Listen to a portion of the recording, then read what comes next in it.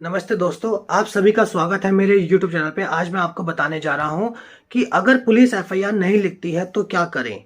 ये सबसे बड़ा क्वेश्चन है क्योंकि काफ़ी सारे लोगों ने पुलिस से डरती है। एक बात मैं आपको बता दूं, पुलिस से डरती है और वो पुलिस के पास जाना ही नहीं पसंद करती है। वो थाने भी जाना पसंद नहीं करती है। अगर कोई घटना हो रही है, उनके सामने भी हो रही है, वो देख भी रहे हैं, तो भी वो उसकी रिपोर्ट नहीं लिखवाते हैं। क्यों? क्योंकि उनको लगता है कि पुलिस हमारी बात तो सुनेगी नहीं, हमारी तो रिपोर्ट लिखी भी नहीं जाएगी, हमारी एफआईआर ही नहीं होगी, हमारी कंप्लेंट लिखी नहीं जाएगी, तो हम थाने जाके क्या करें।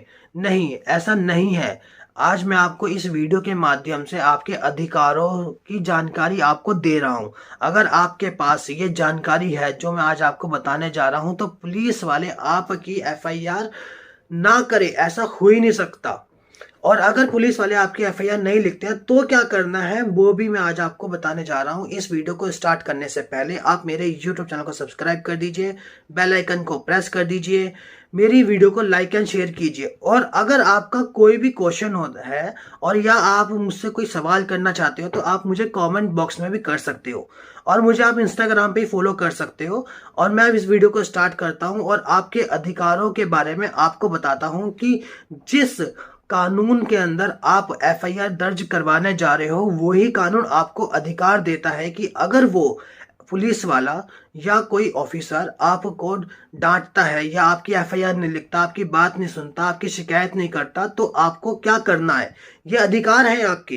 अगर आप अपने अधिकारों से जागरूक रहेंगे, आपको अपने अधिकार पता रहेंगे, तो आप इस दुनिया में कुछ भी कर सकते हो।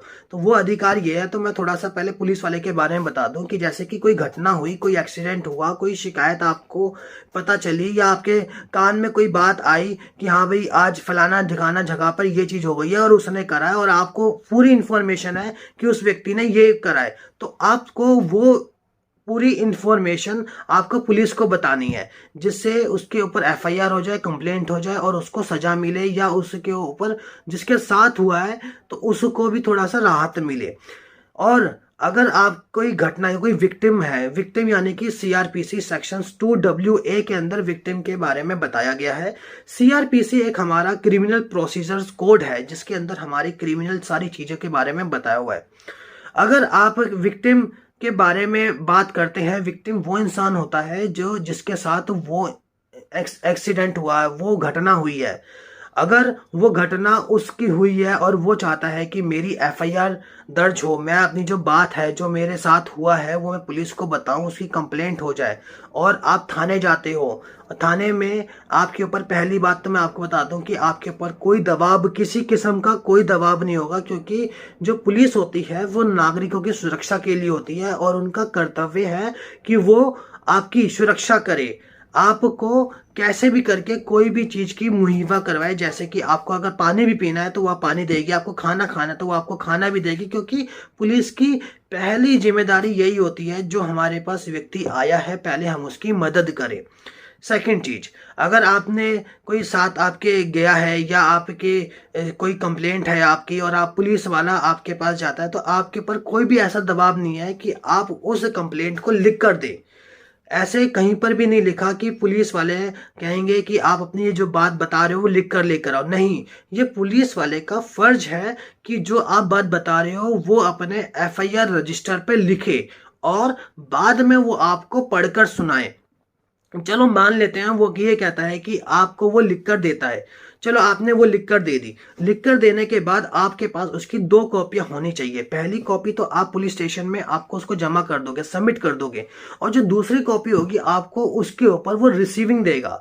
रिसीविंग का मतलब ये होता है कि अब इसके ऊपर कार्रवाई स्टार्ट हो जाएगी, और उस रिसीविंग, जो उस कॉपी को जो आपके पास है, जो इस पे उसने रिसीविंग दी है, उसके ऊपर अपने थाने की स्टैंप लगाएगा, अपने साइन करेगा और उसके बाद वो आपको दे देगा।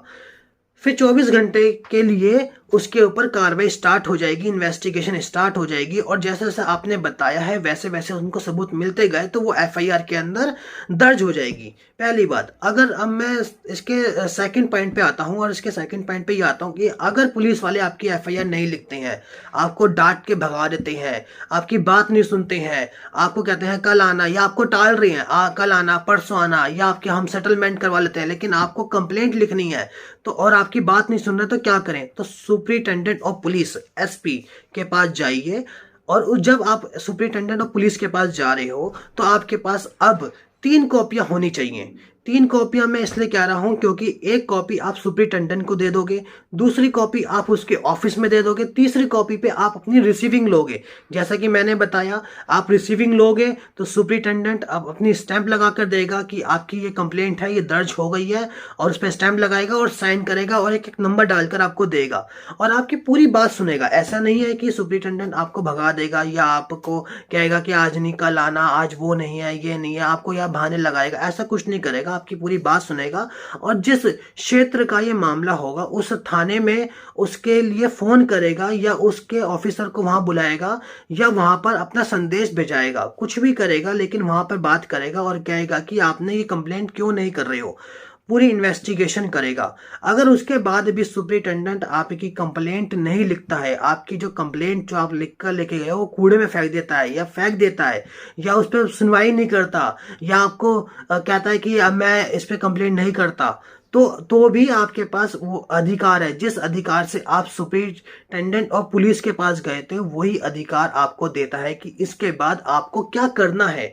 क्योंकि ये काफी सारी चीजें हैं जो मैं आज आपको बता रहा हूं पॉइंट टू पॉइंट। पहले आप पुलिस वाले के पास गए, उसने मना कर दिया, फिर आप सुपरिटेंडेंट के पास गए, उसने भी मना कर दिया, फिर आपको जाना है वकील के पास।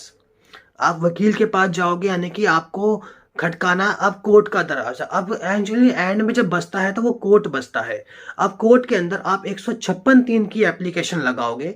अभी तक आपने जितनी भी कॉपियां बनाई है, एक आपने बनाई पुलिस वाले की, एक आपने बनाई सुपरिटेंडेंट ऑफ पुलिस वाले, तो ये दोनों कॉपियां उस एप्लीकेशन के साथ लगाना और उस एप्लीकेशन में अपनी सारी बात लिखना और उसमें यह भी बताना कि मैं पहले पुलिस वाले के पास गया था, उसने मेरी कंप्लेंट नहीं लिखी है, और मैं फिर सुपरिटेंडेंट के पास गया था, उन्होंने मेरी कंप्लेंट नहीं लिखी है। और उस एप्लीकेशन और वो दोनों कॉपियां आप एक एनवलप में डालना और सुपरिटेंडेंट के एड्रेस पर बाय पोस्ट कॉरियर कर देना या स्पीड पोस्ट कर देना।